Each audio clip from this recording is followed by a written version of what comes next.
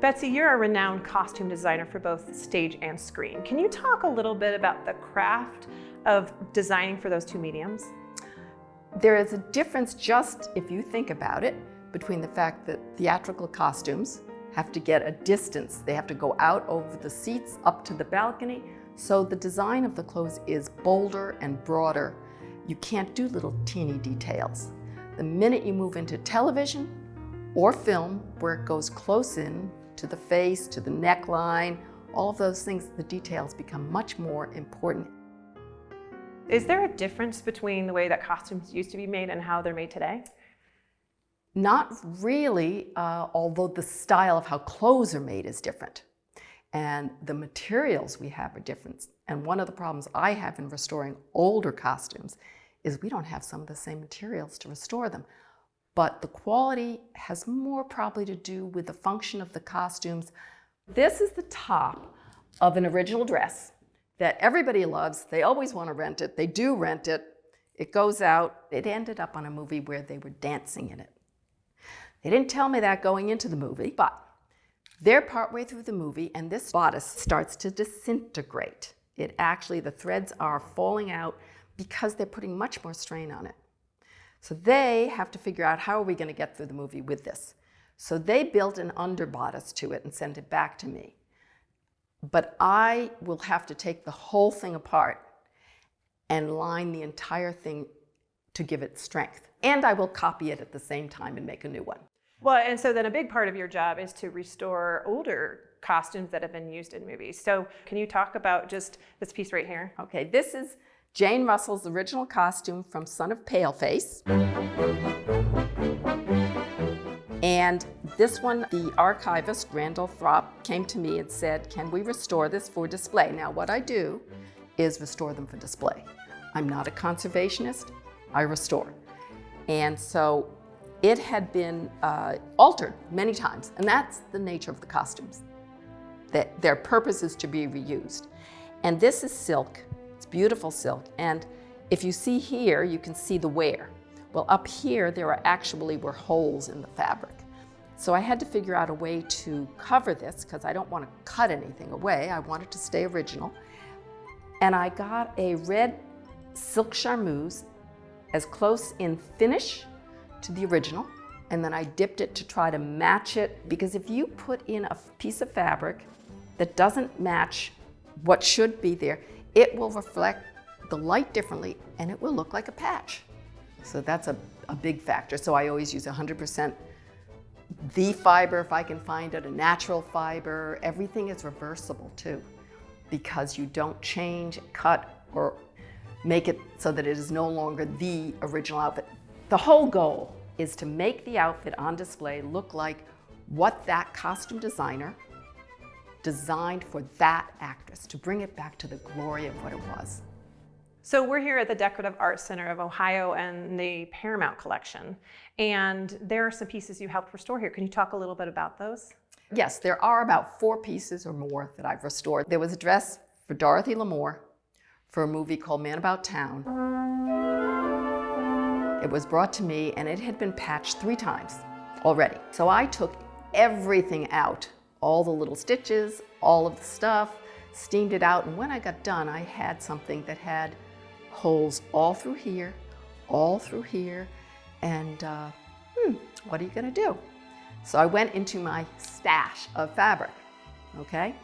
And I found a fabric that was the right feel, the right movement, the right weave, and the right reflection to the dress.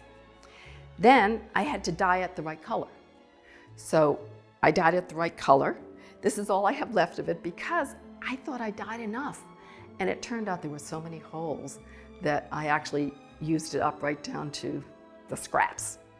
So I put these behind all of those holes, stitched them in carefully.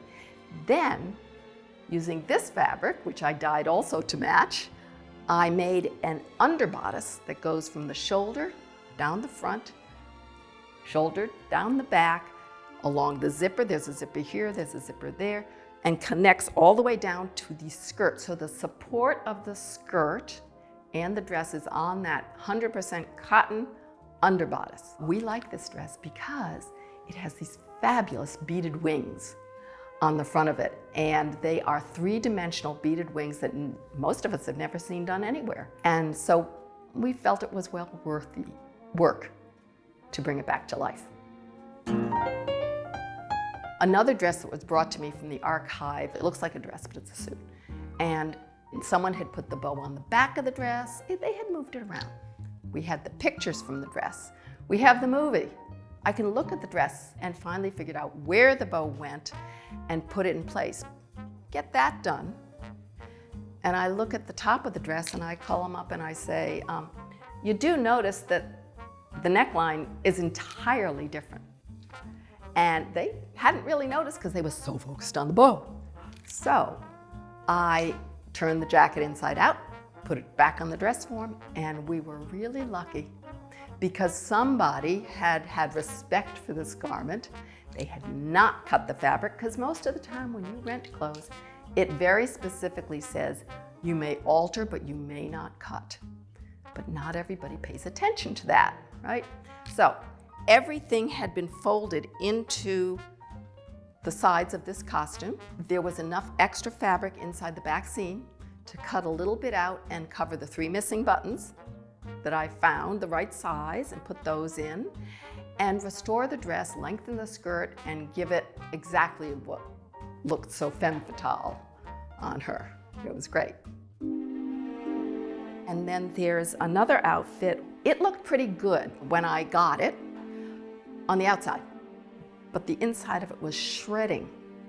It was lined with silk taffeta, and it was just shredding all down the skirt. It's a full-length bustle dress with a bodice with beads that go down the front, and it's lovely, except every time you put it on the dress form, you got another pile of shreds coming out of it. I had to hunt down enough yardage to do it because it was the petticoat and the complete lining of the skirt, and the bodice had to be redone, and the sleeves. I mean, everything.